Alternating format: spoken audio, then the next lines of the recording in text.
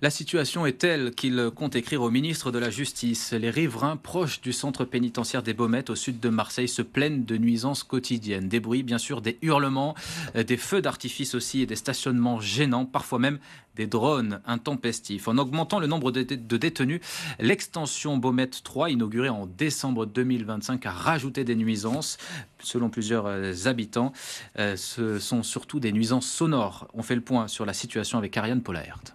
Certes, des dispositifs anti-bruit ont été mis en place, notamment des fenêtres spécifiques sur l'extension Baumette 3. Mais les riverains que nous avons interrogés l'assurent, ces dispositifs sont insuffisants. Pour le collectif voisin des Baumettes, les nuisances sonores sont intolérables, notamment à la nuit tombée.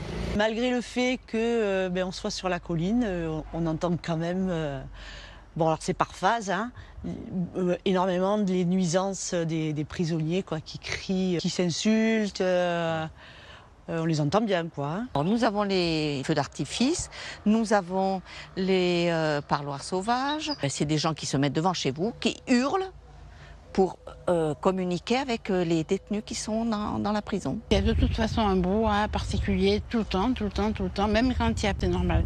Il y a aussi la musique qui met à fond à 11h du soir, qui résonne justement dans tout le vallon. Avec les quelques 700 places supplémentaires, les Baumettes accueillent désormais plus de 1800 détenus. Le collectif de riverains compte écrire au garde des Sceaux pour exiger des mesures plus efficaces contre les nuisances sonores. De son côté, Jean-Marie Landais, le directeur du centre pénitentiaire, assure faire le maximum avec ses compétences limitées.